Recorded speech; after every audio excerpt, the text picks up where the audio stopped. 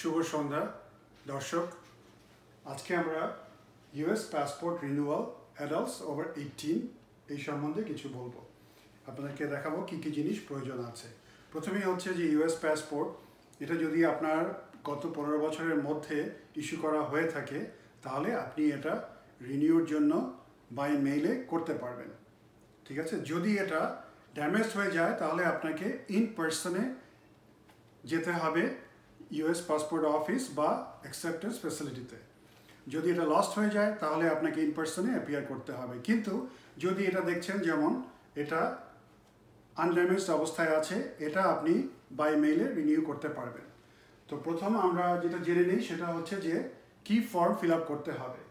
ফর্মটা হচ্ছে form DS82 এটা আপনি travel.state.gov এ যেয়ে ওখানে এই ফর্মটা রিকোয়েস্ট করে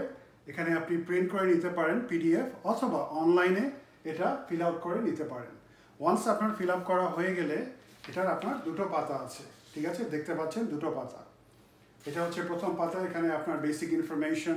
সোশ্যাল সিকিউরিটি অ্যাড্রেস এগুলো থাকবে আর কি আর এটা হচ্ছে সেকেন্ড পেজ এখানে আর কিছু রিলেভেন্ট ইনফরমেশন থাকবে আচ্ছা প্রথম পেজে এখানে আপনার সমস্ত ইনফরমেশন প্রিন্ট করা হয়ে গেলে মেক শিওর করবেন যেন সাইন এবং ডেট এটা করা হয় প্রিন্ট করে আপনি সাথে সাথে সাইন এবং ডেটটা করে ফেলবেন ঠিক আছে এটা হয়ে গেলে সেকেন্ড আপনার যেটা প্রয়োজন হবে সেটা হচ্ছে একটা 2x2 কালার ফটোগ্রাফ ঠিক আছে রিসেন্টলি টেকেন এটা আপনি একটা কালার ফটোগ্রাফ লাগবে আচ্ছা তারপরে হচ্ছে যদি কোনো নেম চেঞ্জ আপনার হয়ে থাকে নেম চেঞ্জ হলে যেটা বিয়ের কারণে হতে পারে ডিভোর্সের কারণে হতে পারে বা অন্য কোনো কারণে হতে পারে সেটার অরিজিনাল বা সার্টিফাইড কপি ওদেরকে পাঠাতে হবে ঠিক আছে আচ্ছা তারপরে হচ্ছে যে কত টাকা ফিস প্রয়োজন তো যদি আপনার পাসপোর্ট 4 to 6 উইক্সের মধ্যে হলে হবে যেটা নর্মাল প্রসেসিং টাইম 4 থেকে 6 সপ্তাহের মধ্যে তাহলে আপনার ফি দাঁড়াবে হচ্ছে $110 আর যদি আপনি এটা এক্সপেরাইট চান তাহলে 2 to 3 উইক্সের মধ্যে তাহলে অ্যানাদার $60 দিতে হবে তাহলে টোটাল দাঁড়াচ্ছে হচ্ছে নর্মাল প্রসেসিং 4 to 6 উইক্স হলে $110 আর যদি হয় এটা 2 to 3 উইক্স তাহলে $170 ক্যাশিয়ার চেক অথবা মানি অর্ডার আচ্ছা এই ক্যাশিয়ার চেক এবং মানি অর্ডার কার নামে ইস্যু হবে সেটা হচ্ছে ইউএস ডিপার্টমেন্ট অফ স্টেটস ঠিক আছে ইউএস ডিপার্টমেন্ট অফ স্টেটস আচ্ছা এটা হয়ে গেলে আপনার এই ক্যাশিয়ার চেক বা মানি অর্ডার রেডি হয়ে গেলে উপরে অবশ্যই যে কোনো একটা জায়গায় আপনার নাম এবং আপনার ডেট অফ বার্থ এই দুটো লিখবেন যাতে ওরা ওই ক্যাশিয়ার চেক এবং মানি অর্ডার ম্যাচ করতে পারে আপনার নামের সাথে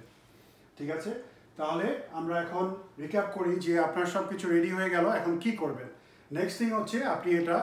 ইউনাইটেড স্টেটস পোস্ট অফিসে যেয়ে ওখানে এই 5টা আইটেম আপনি মেইল করবেন কি কি মেইল করবেন একটা রেগুলার এনভেলপ সাইজ এরকমে এটার মধ্যে আপনার ফর্মটা দিয়ে সাথে একটা colour photograph 2x2 original passport name চেঞ্জের কোনো ডকুমেন্ট দিতে হলে নেম চেঞ্জ এবং ফিস যেটা আছে এই ফিসের যেটা আপনি নিচ্ছেন সেই ফিসটা ক্যাশিয়ার চেক বা মানি অর্ডার খামের ভিতরে যাবে এবং এই কয়েকটা হয়ে গেলে আরেকটা কথা বলে দিই এটা একটু খুব ক্রিটিক্যাল সেটা হচ্ছে আপনার যে ফটোগ্রাফটা তুলছেন সেই ফটোগ্রাফটা এই DS82 ফর্মে এই কর্নারে 4টা স্টেপল দিয়ে লাগাবেন ঠিক আছে সো এই যে আপনার যে পাসপোর্ট সাইজ ফটোটা এখানে থাকবে এই কর্নারে আচ্ছা হয়ে গেলে সব কিছু একসাথে করে আপনি যে কোনো পোস্ট অফিসে যেয়ে আপনি বলবেন যে আমি এটা মেল করতে চাই এবং উইথ ট্র্যাকিং